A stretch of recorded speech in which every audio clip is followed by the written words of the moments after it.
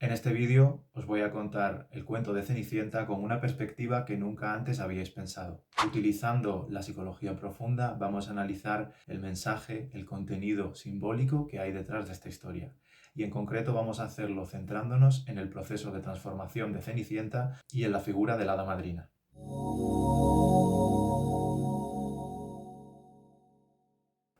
Lo primero de todo lo que necesitamos saber es que el relato de Cenicienta se hunde en la noche de los tiempos de la civilización occidental y asiática. Cuando empecé a hacer este vídeo me creía que iba a tener que mirar un cuento original de Francia, del siglo XVII, del siglo XVIII, pero resulta que no. Y es que ya hay narraciones de la antigua Grecia en las cuales el mito de Cenicienta está presente. El relato más antiguo del que se tiene constancia es el de Ródope, una cortesana griega en la ciudad egipcia de Náucratis. Esta historia, entre otras particularidades, acaba con que ella, al independizarse y dejar de ser esclava y ser liberada, se dedica a ganar una fortuna, pero de una forma un poco curiosa, que es vendiendo su cuerpo. No sé si me entendéis. Aún así es muy interesante esta historia porque data del siglo I a.C.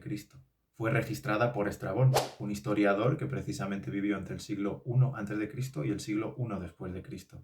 O sea que fijaos cómo de antigua es esta historia. Y si seguimos su curso nos la vamos encontrando por un montón más de civilizaciones. A veces cambia que en vez de una hada madrina hay una paloma que se transforma en mujer, un pez que representa el espíritu de una madre fallecida.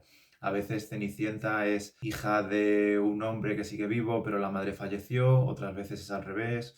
Otras veces han fallecido los dos padres, pero siempre está esta historia de una chica en circunstancias muy negativas que acaba encontrando con ayuda sobrenatural algún tipo de solución y de cambio y transformándose. Por ejemplo, encontramos el relato de Claudio Eliano sobre Aspasia de Focea en el siglo II. En este, una chica recibe una visita de una paloma que se transforma en mujer y que le ayuda a conseguir su máxima belleza y así enamorar al rey Ciro el Joven. Después, en el siglo IX, encontramos el relato de Ye Xian, de origen chino. También en el siglo XI encontramos un relato escrito por María de Francia, en el cual nos hablan de una chica que es abandonada y se bautiza el Fresno. Todos con esta narrativa en la cual la chica consigue ascender socialmente, convertirse en una persona valiosa, con belleza y cuenta con ayuda sobrenatural, a pesar de tener un origen humilde, de una situación difícil, de que le maltraten sus padrastros, sus madrastras o sus amos. Con el paso del tiempo vamos encontrando más versiones. Por ejemplo, diferentes cuentos que aparecen recogidos en las Mil y una noches encajan con la narrativa de Cenicienta. El cuento Cam y Tam, de origen vietnamita, cumple también este patrón, e incluso el cuento Frente de Luna, de origen persa, lo sigue. Seguimos hasta 1634, donde Jean-Baptiste Basile publica el cuento de la Cenicienta en una antología. Y más tarde, Charles Perrault, también en el siglo XVII, vuelve a publicarlo. En concreto, lo hace en 1697 en los cuentos de Mamá Ganso o los cuentos de mi mamá la Oca. Para terminar, llegamos al siglo XIX, donde Jacob y Wilhelm Grimm, los hermanos Grimm, publican de nuevo el cuento de Cenicienta con otras variaciones en su antología. Y así hasta 1950, donde la película de Disney Cenicienta probablemente sea el referente que más recordamos todos y todas.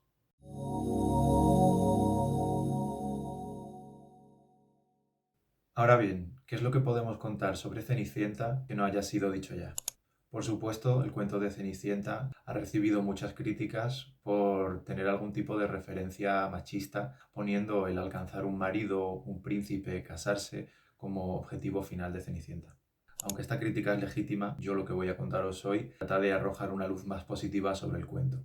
En concreto, vamos a hablar sobre el proceso que trae el hada madrina. Para empezar, ¿no os resulta curioso el hecho de que en los cuentos tan a menudo aparezcan hadas madrinas, brujas, dioses, diosas que ayudan al protagonista? Esto es algo tan habitual que lo tenemos normalizado, pero algún sentido debe tener, alguna coherencia con cómo funciona el pensamiento humano o con cómo ha ido cambiando a lo largo de la historia. Desde la psicología profunda, varios autores y autoras han señalado la posibilidad de que los seres mágicos que aparecen en los cuentos y ayudan al protagonista o la protagonista sean procesos psicológicos encarnados en seres vivos. Esta idea, que puede parecer un poco rara, cobra mucho sentido cuando uno estudia psicología con detenimiento. Aquí es donde entra la palabra antropomorfismo. ¿Qué es el antropomorfismo? Tanto algo que sucede durante el desarrollo evolutivo psicológico de niños y niñas, como algo que ha tenido un papel muy importante en la evolución del ser humano. Cuando miramos hacia atrás, encontramos que en épocas muy antiguas del ser humano, cuando todavía vivíamos en las cavernas y cazábamos, el desarrollar un pensamiento antropomórfico fue algo que nos ayudó a evolucionar. Cuando digo pensamiento antropomórfico me refiero a un pensamiento en donde las cosas, los procesos, los animales, la naturaleza toman una forma humana. Es decir, atribuir características humanas a los procesos naturales y a los animales de nuestro entorno. Al hacer esto, por ejemplo, los seres humanos fueron más capaces de comenzar a predecir lo que iban a hacer los animales y así resultó más fácil cazarlos. En el sentido de los niños, creo que cualquiera que tenga niños y niñas cerca se habrá dado cuenta que durante una larga etapa de su desarrollo, los niños y las niñas atribuyen características humanas a objetos inanimados, animales e incluso a la luna y al sol. ¿Nunca os habéis preguntado por qué pasa esto? El sentido que yo creo que tiene es muy interesante. Algo que todos tenemos claro y que nadie se atreve a desmentir es que los seres humanos tenemos una naturaleza social. Pero esto tiene un sentido mucho más profundo de lo que pueda parecer, puesto que nacemos muy poco preparados para sobrevivir a ningún ambiente natural. Los seres humanos no tenemos una naturaleza que sea la perfecta para nosotros, más allá del planeta Tierra. Hay seres humanos que han vivido en condiciones de frío extremo, de calor extremo, en la jungla, en la sierra, en la playa, en la costa. Nuestra naturaleza no es un entorno físico, nuestra naturaleza es el entorno social, nuestra naturaleza es la cultura y las relaciones dentro de las cuales crecemos. Entonces, ¿qué puede darnos esto a pensar? Que los seres humanos nacemos con tendencias innatas a aprender de las relaciones, a leer las emociones y a leer las intenciones. Si bien no nacemos con esta capacidad, sí creo que nacemos con la tendencia a aprender sobre ello. Y por tanto es mucho más fácil durante nuestros primeros años de vida entender el mundo antropomorfizándolo, viéndolo como un ser humano, como alguien con intenciones, con pensamiento y con deseo, que entenderlo de una forma más científica o más objetiva. Y aquí es donde entra la figura de la hada madrina, la bruja y todos los seres sobrenaturales de los cuentos. El hada madrina es una encarnación humanizada de un proceso psicológico que puede vivir Cenicienta. Ahora bien, ¿qué proceso psicológico puede estar contándonos este hada madrina? Desde la psicología profunda, uno de los arquetipos que existe es el ánima, es decir, el arquetipo de las formas de lo femenino, de la energía femenina universal, transtemporal y eterna. A lo largo de la historia y de las diferentes narrativas que la componen, podemos encontrar muchas figuras femeninas que podrían considerarse manifestaciones del ánima arquetípicas. El hada madrina, la bruja, la madrastra, la reina, la princesa, etc.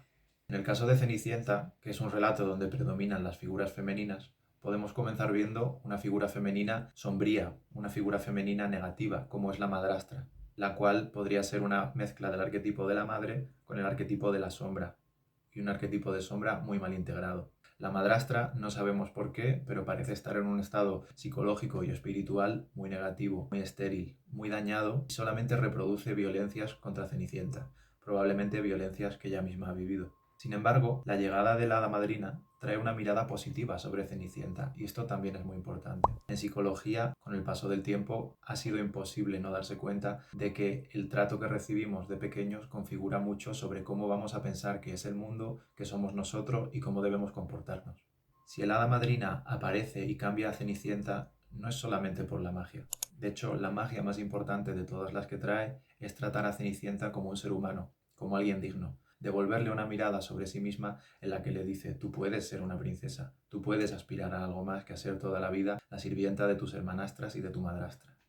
Y este es para mí el meollo del proceso de transformación. Si os dais cuenta, siguiendo con la psicología profunda, es una transformación casi alquímica la que se da. De sentirse una chica desgraciada, desvalida, sin nada positivo, que ha nacido, por así decirlo, para ser maltratada por su familia, Cenicienta puede ser una princesa, puede ser alguien noble, puede ser alguien con mucho valor. Sin entrar en temas políticos, la nobleza y ser una princesa son representaciones de lo elevado, son representaciones de lo más alto a lo que puede aspirar un ser humano, que es alejarse de su naturaleza animal y tener una naturaleza divina, una naturaleza monárquica, que le permita crecer dentro de la jerarquía social y que le acerque a lo más alto.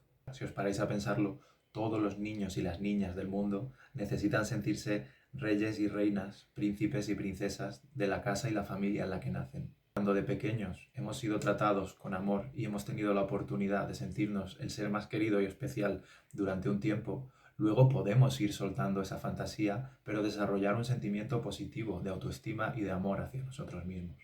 Cenicienta, por desgracia, no había podido vivir esto, sino que había sido siempre tratada como un despojo por la madrastra.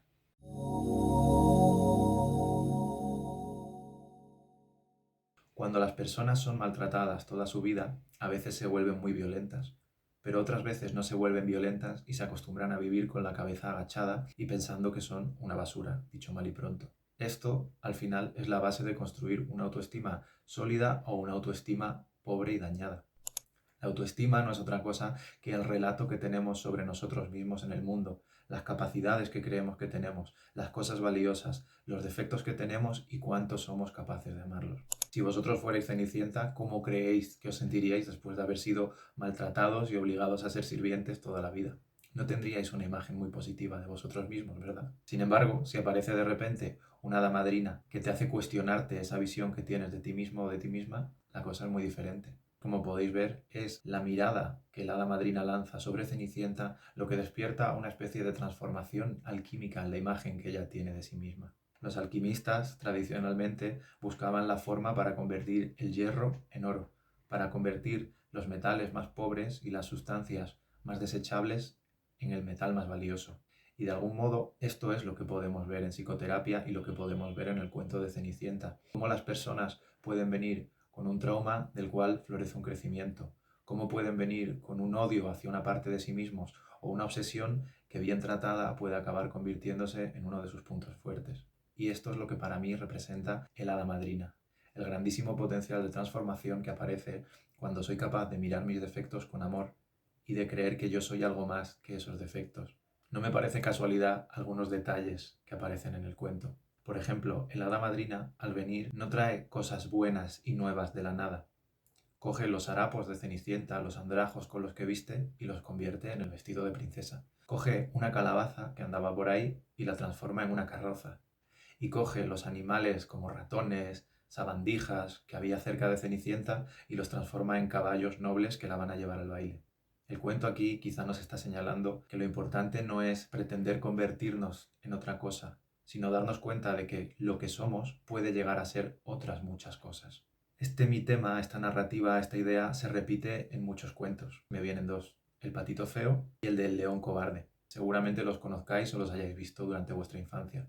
Hay algo muy importante en poder aceptar lo que no nos gusta de nosotros, pero mirarlo con amor, porque solo ese amor, solo esa aceptación, como decía Carl Rogers, puede cambiarlo. Hasta que no me acepto a mí, no puedo empezar a cambiar. Esa es la paradoja. Lo que niegas te somete, lo que aceptas te transforma, como diría Carl Jung. Si te ha gustado este vídeo, por favor suscríbete, dale like, compártelo y déjame en comentarios qué otros cuentos, qué otros mitos, qué otras narrativas te gustaría que analizase con una perspectiva de psicología profunda. Un saludo con mucho cariño a todos vosotros y vosotras, exploradores de la sombra.